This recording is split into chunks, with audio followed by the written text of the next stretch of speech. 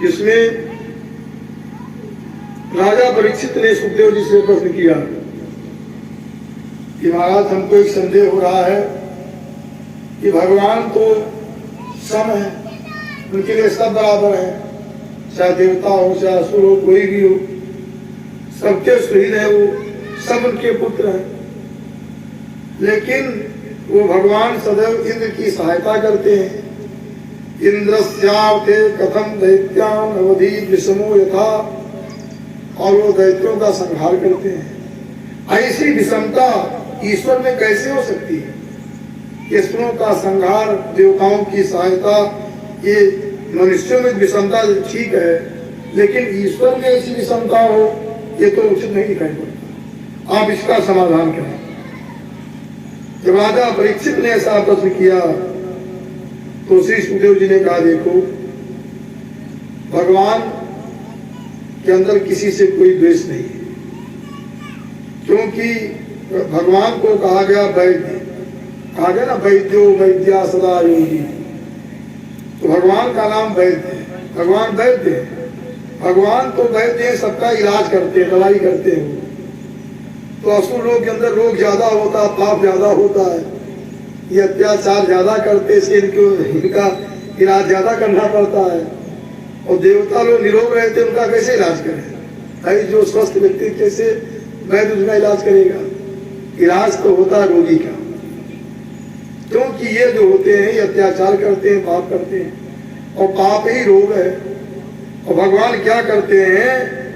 दंड दे करके उसके पाप को नष्ट कर देते हैं, ताकि वो उसकी उत्तम गति हो, उत्तम लोक हो जाए, उसका कल्याण हो। भगवान जो असुरों को दंड देते हैं वो उसके कल्याण के लिए देते हैं, ना कि उनका कोई बैर है। कोई जो है वैद्य जो है किसी पर छुरा चलाता है, ऑपरेशन करता है, तो उसका कोई बैर थोड़ी है, वो तो उसके हित के लिए छुरा चलाता है। लोग कहते हैं कि डॉक्टर है और डॉक्टर डाकू दोनों एक राशि, डॉक्टर और डाकू दोनों एक राशि। और डॉक्टर भी छुरा चलाता है और डाकू भी छुरा चलाता है। और डॉक्टर छुरा चलाएगा तभी पहले पैसा जमा करवा लेगा, इतना जमा कर दो, उसके बाद ही ऑपरेशन होगा, छुरा हमारा चलेगा। अब डाकू यही करता है, छुरा चला करके तो बटोर लेता है। काम एक जैसा, नाम एक जैसा, लेकिन देखिए अगर डॉक्टर के छुरा चलाने से कोई अगर मर भी जाता है तो भी उसे जो है बचाने का पुण्य मिलता है, क्यों बचाने का काम किया है। और डाकू के छुरा चलाने से कोई बच भी गया तभी उसको हत्या का पाप होता है, क्योंकि मारने के लिए छुरा चलाया था, और जो डॉक्टर है वो बचाने के लिए छुरा चलाया था। तो भगवान जो है वैद्य है, वो असुरों के कल्याण के लिए उनको दंड देते हैं, उनका जो संहार करते हैं, उनका पाप नष्ट हो जाए। भगवान से किसी का कोई बैर नहीं है। इस प्रकार से और ये भी कहा कहीं कहीं भगवान जो है असुरों की भी रक्षा करते हैं। अगर असुर से लायक है तो असुर की भी रक्षा करते हैं। जैसे कि जानते हैं कि भगवान का जो है प्रहलाद जी की रक्षा के लिए भगवान का एक अवतार हो गया। एक असुर की रक्षा के लिए भगवान का अवतार होता है। जानते हैं भगवान का जो है नृसिंह अवतार जो भगवान का एक असुर की रक्षा करने के लिए हुआ। अगर भगवान इतना विरोधी होते तो क्यों अवतार लेते? इसलिए आगे तो राजा परीक्षित ने कहा भगवान ने जो ये नृसिंह अवतार धारण किया था इसको मुझे विस्तार से बताइए, कैसे भगवान ने अवतार लिया, हमारी सुनने की विशेष इच्छा है। तो श्री सुखदेव जी ने कहा कि जब भगवान 12 अवतार लेकर के हिरण्याक्ष का वध कर दिया था। हिरण्याक्ष जो था, हिरण्याक्ष माने स्वर्ण के समान उसकी आंखें थी, शिव का नाम हिरण्याक्ष हुआ था। और हिरण्यकश्यप उनका भाई था। हिरण्यकश्यप बड़ा दुखी हुआ और वो चाहता था कि भगवान विष्णु से हम बदला चुकाएंगे, ऐसा उन्हें विचार बना लिया। ऐसा विचार बनाने के बाद वो मंदराचल पर्वत पर जाकर के उनकी गुफा में जाकर के बड़ा कठिन तप किया, बड़ा कठिन तप किया। ऊर्ध्वबाहु नभो दृष्टि पादांगुष्ठाशितावनी, उन्होंने जो है ऊर्ध्वबाहु भुजाएं ऊपर उठा करके और केवल आकाश को देख रहे थे, नभो दृष्टि, एक पैर के अंगूठा पर खड़े हुए थे और बहुत वर्ष, कई हजार वर्ष बीत गए तब करते करते ब्रह्मा जी का मुझे वरदान प्राप्त हो। यहाँ तक कि सुखदेव जी ने कहा परीक्षित, उसके शरीर को सब जो है पिपीलिका आदि सारा मांस मेदा सब समाप्त हो गया, केवल हिरण्यकश्यप की अस्थि मात्र बची थी और कुछ नहीं शरीर में था। बल्मीक से जो दीमक होते, दीमकों ने उस पर दीमक बना दिया था अपना भी, और दीमक से उनका शरीर पूरा अच्छन्न हो गया था, लेकिन उसके प्राण नहीं निकले। कितना कठिन तप देख करके ब्रह्मा जी अपने हंस पर आरूढ़ होकर के हंस वाहना ब्रह्मा जी वहां पहुंच गए हिरण्यकश्यप के पास और कहा, हे काश्यप, कश्यप के पुत्र, उत्तिष्ठोत्तिष्ठ भद्रं ते तपः सिद्धोति काश्यपः, अब तुम उठो, जल्दी उठो, तुम सिद्ध हो चुके हो, अब जो वरदान मांगना है मुझसे मांग लो, क्या चाहते हो सब मांग लो। हिरण्यकश्यप ने ब्रह्मा जी को प्रणाम किया, उनकी स्तुति किया और वरदान क्या मांगा कि भूतेभ्यो तद्विशिष्टेभ्यो मृत्युर्मा भूर्मः प्रभु। वरदान ये मांगा, पहले तो सीधा मांगा अमृत। ब्रह्मा जी ने कहा भाई सीधे अमृत नहीं मिलेगा, आप प्रकारांतर से मांग सकते हैं, सीधे नहीं मिलेगा, सीधे अमृत मैं किसी को वरदान नहीं दे सकता। तो हिरण्यकश्यप ने कहा ठीक है, मैं दूसरे ढंग से मांग रहा हूं। हिरण्यकश्यप ने कहा कि आपकी सृष्टि में किसी भी प्राणी से हमारी मृत्यु ना हो, पूरी सृष्टि में आपकी जितनी भी सृष्टि है उसमें किसी भी प्राणी से हमारी मृत्यु ना हो। दूसरा कहा हमारी मृत्यु ना अंदर हो ना बाहर हो, न रात में हो ना दिन में हो, न अस्त्र से हो ना शस्त्र से हो, न मनुष्य हो ना मृग से हो, न प्राण वाले से हो न निर्जीव से हो, सुर असुर देवता दानव दैत्य उरग मन सर्प, इन सभी किसी से हमारी मृत्यु ना हो, ऐसा वरदान मांग लिया।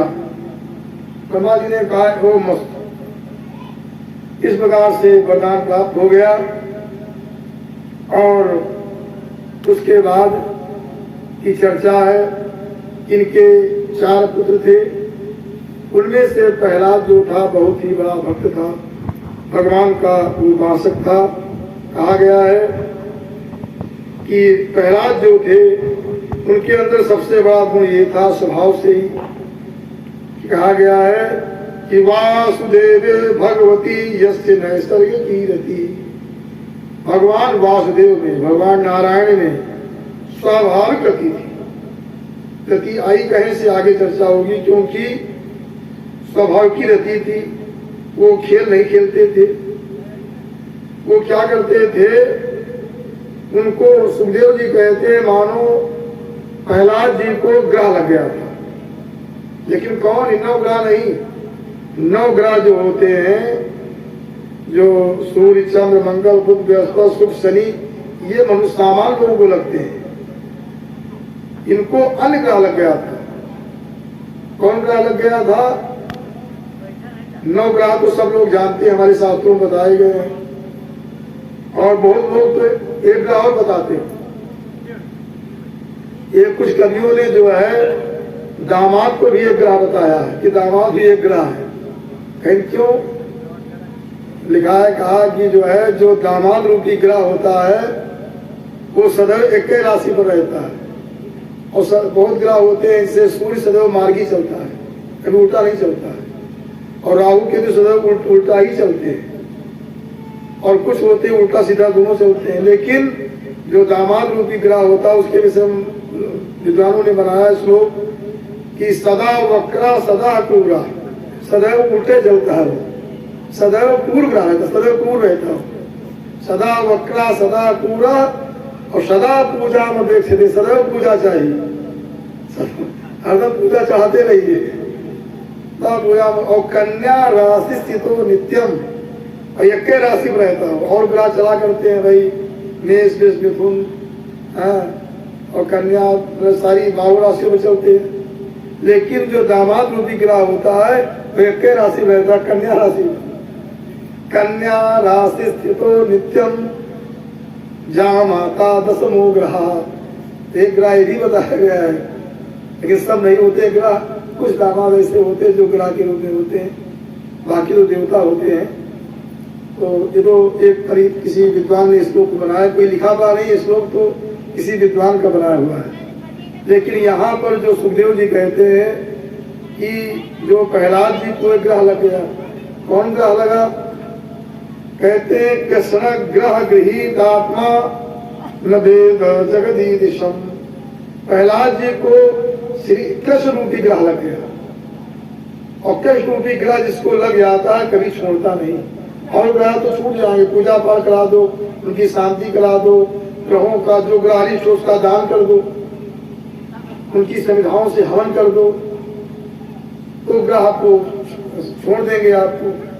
लेकिन जो कृष्ण रूपी ग्रह होता है वो अगर जिसको पकड़ता है उसको छोड़ता नहीं। तो जब कृष्ण रूपी ग्रह पकड़ लेता है तो सब उल्टा हो जाता है,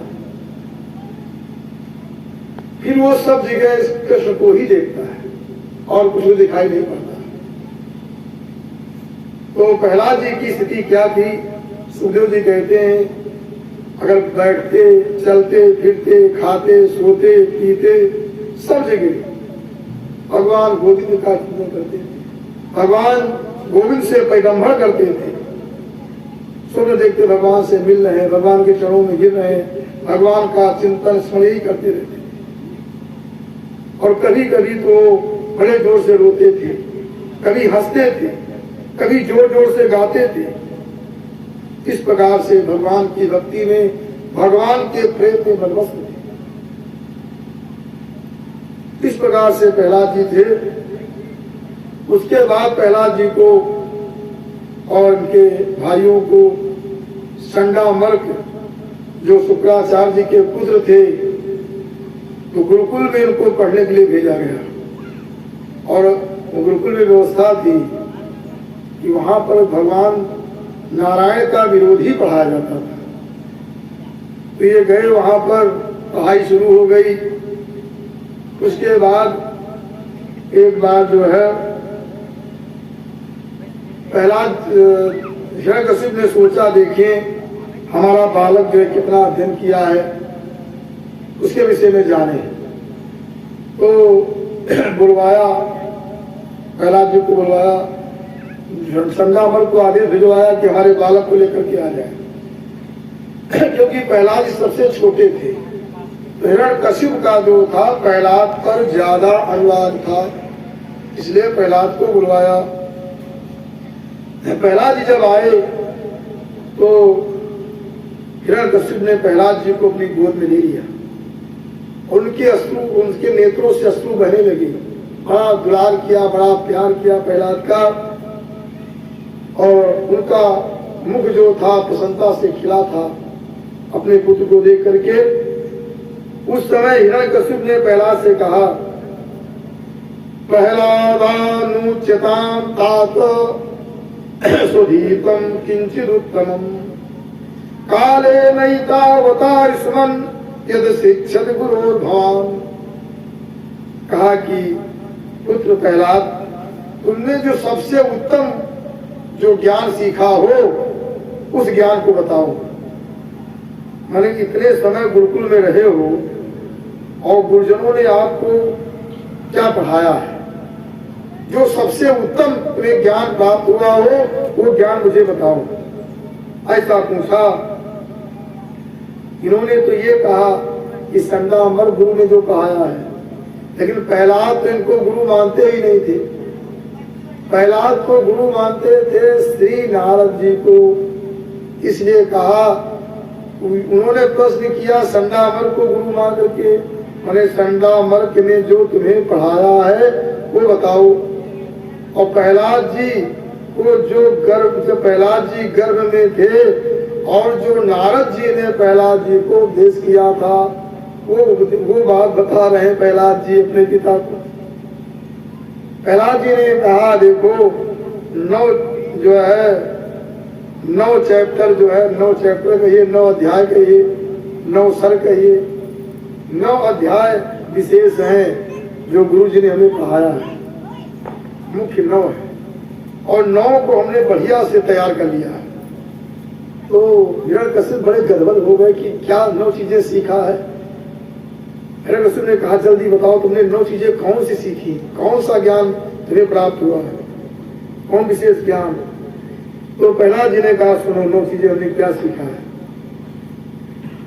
श्रवणम कीर्तनम विष्णोः स्मरणम पाद सेवनम अर्चनम बंधनम दास्यम सख्यमात्मा निवेदनम। ये क्या 9धा भक्ति गिना दिया। विष्णु कि विष्णु श्रवणम, भगवान की दिव्य कथा को सुनना चाहिए। श्रवण हमें खुद श्रवण, मैं वही श्रवण करता हूँ, निरंतर श्रवण करना चाहिए। ये पहली भक्ति जो गुरु जी ने हमें बताया है।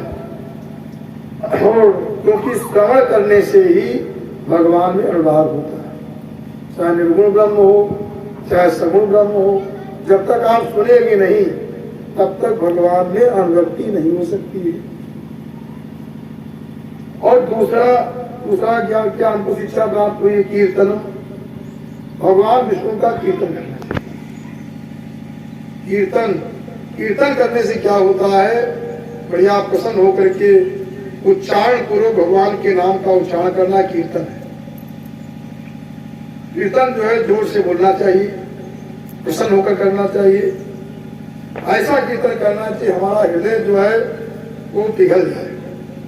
और जब हृदय पिघलेगा तो भगवान तुरंत हृदय में आकर विराजमान हो जाए। और जब तक कितना भी कीर्तन करो, अगर हृदय नहीं पिघला तब नहीं बात बनती है। हृदय पिघलना चाहिए, ऐसा कीर्तन करो। और जिस चीज से आपका हृदय पिघलेगा वो वस्तु आपके हृदय में बैठ जाएगी। आप देखें, अगर आप कहीं रास्ते में जा रहे जंगल में और कहीं सिंह की गर्जना हो गई और उससे हृदय आपका भय से कंपित हो गया, भय आपके हृदय में आ गया, तो जहां बैठोगे सिंह दिखाई पड़ेगा, अरे दादा सिंह। तो उसी प्रकार से कोई स्त्री को देख करके आपका हृदय काम से प्रेरित हो जाए तो जहां बैठो स्त्री आपको दिखाई पड़ेगी। जो जब हृदय पिघलता है वैसे भगवान के नाम से जब हृदय पिघलेगा भगवान हृदय में दिखाई पड़ेगा। चाहे कथा सुनने से चाहे भगवान का कीर्तन करने से हृदय पिघलना चाहिए। तीसरा कहा स्मरणम, स्मरण होता मन से भगवान का स्मरण करना चाहिए, उनके दिव्य स्वरूप का, उनके अंगों का, उनके आभूषणों का।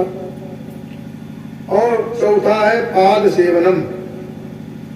पाद सेवन कहते हैं कि जो छोटी सेवा भगवान की, छोटी सेवा भगवान का, झाड़ू लगाना, मंदिर में पोछा लगाना, भगवान के आसनों को धोना, तुलसी बिल्वपत्र दूर्वा अन्य पूजन सामग्री इकट्ठा करना, इस सबको के सेवा कहते हैं पाद सेवा। ये छोटी सेवा है, ये भी चौथी भक्ति। और अर्चनम, पांचवी भक्ति। अर्चन माने वैदिक मंत्रों से अनेक प्रकार की वस्तुओं को भगवान को अर्पण करना, पंचोपचार से, षोडशोपचार से, राजोपचार से भगवान का मंत्र, नहीं वैदिक मंत्र है, पौराणिक मंत्रों से, तांत्रिक मंत्रों से भगवान का पूजन करना, ये अर्चन है। और वंदनम, उनकी वंदना करना, साष्टांग भगवान को प्रणाम करना, वंदन वाले प्रणाम करना। और दास भाव से उपासना करना, मैं भगवान का सेवक हूँ, भगवान का सेवक बनकर के भगवान की पूजा करना। उसके बाद 8वां है सख्य, भगवान के प्रति सखा भाव रखना, मित्र भाव रखना। इससे अर्जुन का था सख्य भाव। इस प्रकार से और जो नवी भक्ति है वो है आत्मनिवेदनम, अपने को भगवान के चरणों में अर्पित कर देगा, अपने शरीर को ही समर्पण कर देगा। जो भी हम कर्म किए थे सारे कर्मों भगवान को अर्पण, इस शरीर भी भगवान को अर्पण, इसको कहते हैं आत्मनिवेदनम, अपने को निवेदित कर देना। सारी चिंता समाप्त, सारा भार भाग में जो भार में चला गया, अपने को भगवान ने अर्पित कर देना, आप निर्भर हो जाएंगे। किस प्रकार से नवधा भक्ति है, इसमें कोई भी व्यक्ति अगर किसी के अंदर आ जाए उसका कल्याण होता है। ये जब सुन रहा था वो तो क्रोध से आग बबूला हो गया, हिरण्यकशिपु क्रोध से आग बबूला हो गया। और वो उस समय सबसे पहले तो जो संडा मर्ग जो गुरु थे उन पर घोड़ी टेढ़ी हो गई, सोचा इन्होंने पढ़ाया होगा है। उन्होंने कहा देखो कोई कितना भी सोचे कि हमने पाप किया है और पाप का ये कोई जान, कितना भी छिपकर कोई पाप कर ले, सोच ले, कोई जान नहीं पाएगा हमने पाप किया है, ऐसा नहीं। हिरण्यकशिपु कहता है कि जो है वो पाप जो है आपके शरीर में रोग के रूप में उत्पन्न होगा। ऐसा मुदे त्यघम काले रोगा पापकिना म्यू, ये जो रोग होते हैं पाप का फल होता है, वो पाप किसी ना किसी रोग के रूप में प्रकट हो जाता है। इसलिए तुम्हारा पाप प्रकट हो गया, तुमने हमारे साथ धोखा किया है। संडामल से कहा हमारे बालक को ऐसी ऐसी चीजें पढ़ा दिया जो हमारे धर्म के विरुद्ध है। अब गुरु को तो कांपने लगी, डरने लगी, कहा क्या होगा कहीं ये जो हिरण्यकशिपु जो है हमारा ही संहार न कर दे। गुरुपुत्रों ने हाथ जोड़ा, कहा प्रभु इसमें हमारा कोई दोष नहीं। न मत प्रणीतम न पर प्रणीतम सुतो बदत्ते सतरेन्द्र शत्रु नैसर्गिकी मतिरस्य राजन नियच्छ मन्युम कददास्ममानः। कहा राजन ना तो मैंने इसे ये पढ़ाया, ये ज्ञान मैंने नहीं दिया इसको, और हमारे जो आश्रम में कोई दूसरा भी कोई ज्ञान नहीं दिया। हमें ध्यान रखते हैं ये ज्ञान, ये बुद्धि न जाने इसके पास स्वतः कहां से प्रकट होती, स्वाभाविक इसकी बुद्धि है। श्री राम उस पर क्रोध मत करें। तो ऐसा कहा उस समय जो है वो इतना क्रोध में भर गया। हिरण्यकशिपु ने कहा कि भाई अब इसका वध कर देना ही ठीक है। जैसे किसी को किसी अंग में कैंसर हो जाए तो उस अंग को काट देना ही, अगर जीना चाहता है तो अंग को काट दे, उसका सुख में जीवन जिएगा।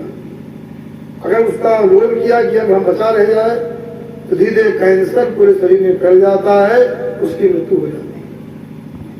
हिरण्यकशिपु ने प्रहलाद को कैंसर कह दिया, ये कैंसर है, इसको काट देना ही ठीक है, नहीं तो हमारे लिए बहुत भारी पड़ जाएगा, ये हमारी मृत्यु का कारण बन जाएगा। कि हमारे जो हमारा परम शत्रु है उसका एक परम भक्त, इसको यहीं पर समाप्त कर देना चाहिए। किस प्रकार से उन्होंने आदेश कर दिया सैनिकों को कि सर्वैरुपायैर् हन्तव्यः संभोज सेनासनैः। हाँ, कोई भी उपाय, किसी भी उपाय इसका वध करना है, आदेश कर दिया। जब ऐसा आदेश किया सब बड़े बड़े राक्षस दैत्य सब निकल पड़े लेके त्रिशूल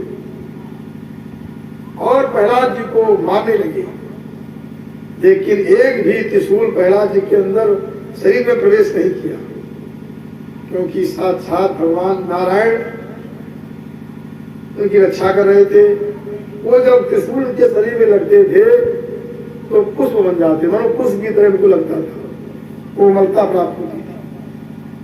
इस प्रकार से भयंकर नार करते हुए प्रहार कर रहे थे, लेकिन कुछ नहीं हुआ। क्यों नहीं प्रहार हुआ? इतने भयंकर त्रिशूलों का बड़े बड़े दैत्य लोग प्रहार कर रहे हैं, लेकिन प्रहलाद जी के शरीर पर उनका कोई प्रभाव नहीं। ये कैसे माना जाए? सुखदेव जी कहते हैं कि अरे ब्रह्मण्य निर्देश से भगवत अखिलात्मनि, कि जो भगवान सबकी आत्मा है, और जो अपनी आत्मा को भगवान की आत्मा में अगर मिला देता है तो भगवान की आत्मा हो जाती है। ये अपनी आत्मा को भगवान की आत्मा मिला दिया तो भगवान की आत्मा हो गई।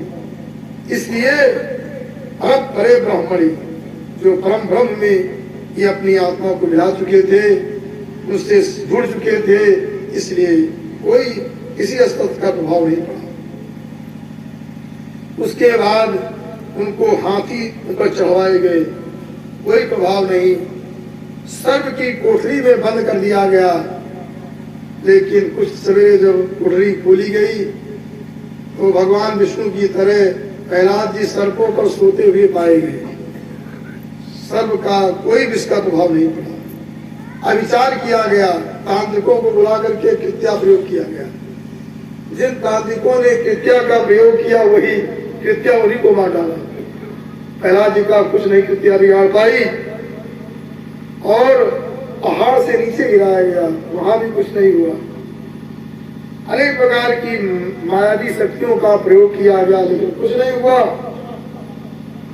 इस प्रकार से जब कोई उपाय नहीं समझ में आया तो बड़ा दुखी हो गया कि अब क्या किया जाए, ये तो मर ही नहीं रहा है। ऐसा भी बताया गया है, इनकी एक बहन थी जिसका नाम था होलिका। होलिका ने कहा, अपने भाई से कहा, आप चिंता मत करें, हमारे पास एक साड़ी है, जिस साड़ी पर जो है अग्नि का प्रभाव नहीं होता है। मैं इस बालक को लेकर बैठ जाऊंगी, ऊपर से खर पूछ लकड़ी रख करके पर्याप्त जला दो, ये जल जाएगा, मैं बच जाऊंगी। इस प्रकार से उनको उसमें भी जलाया गया, लेकिन क्या हुआ, वो साड़ी चली आई प्रहलाद के ऊपर, होलिका भी जल गई। और जब प्रातः काल हुआ, प्रहलाद जी खेलते मिले। इस प्रकार से सारे प्रयास हिरण्यकश्यप के निष्फल हो गए। संडामग ने कहा, देखो अभी ये बाल बुद्धि है, सब इसको धीरे ले जा रहे हैं अपने आश्रम में, आप चिंता मत करें। और गुरु हमारे पिता शुक्राचार्य जी आने वाले हैं, वो समझा देंगे, सही हो जाएगा, आप चिंता मत करें। तो फिर संडामर्क प्रहलाद जी को गुरुकुल में लेकर चले गए। तो वहां लेकर गए तो गुरु जी अपने काम में कहीं व्यस्त हो गए। प्रहलाद जी जो है वो अपने सहपाठियों को उपदेश दे रहे हैं। क्या उपदेश कर रहे हैं? कहते हैं, शिक्षा दे रहे हैं, यावत् स्वस्थमिदं कलेवर गृहं यावच्च दूरे जरा यावच्चेन्द्रिय शक्तिरप्रतिहता यावच्छयो नायुषः आत्मश्रेयसि तावदेव विदुषा कार्यः प्रयत्नो महान् प्रोदीप्ते भवने कुकूप खनने प्रत्युद्गमः कीदृशः। ये भाव है यहाँ का, श्लोकों का ये भाव है जो भागवत में यहाँ श्लोक प्रहलाद जी ने कहा, उसी का ये भाव है कि जब तक शरीर अपना स्वस्थ है, ये शरीर रूपी घर जब तक स्वस्थ है और जब तक कि बुढ़ापा दूर है, यावस्वस्थमिदं कलेवर गृहं यावत् चेन्द्रिय, जब तक इंद्रियों में शक्ति है।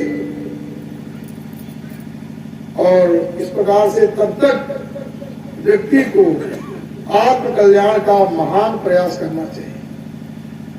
नहीं बाद में क्या करोगे, जब घर में आग लग जाएगी तब कुआं खोदोगे तो कुआं खोदने से क्या मतलब, उधर आग लगी उधर कुआं खोद रहे हो। तो पहले से ये व्यवस्था करो, शरीर स्वस्थ है तब तक कि आत्म कल्याण का उपाय कर लो।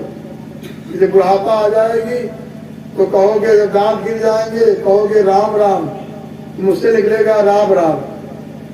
पोता कहेगा बाबा जी राम मांग रहे हैं, लेकिन राम दे देगा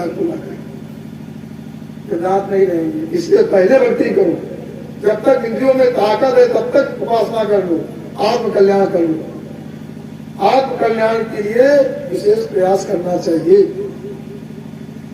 और कहा कि इस व्यक्ति को जन्म से ही भक्ति करनी चाहिए। कौमारात आचरेत प्राज्ञः धर्मान भागवतानि क्योंकि ये शरीर बहुत दुर्लभ होता है और शरीर तो नश्वर होता है, लेकिन इससे हम ध्रुव पदार्थ की प्राप्ति कर सकते हैं। ये अपने सहपाठियों को उपदेश कर रहे थे। उसी समय इनके गुरु संडामर्क आ गए और कहा, ये सब क्या हो रहा है?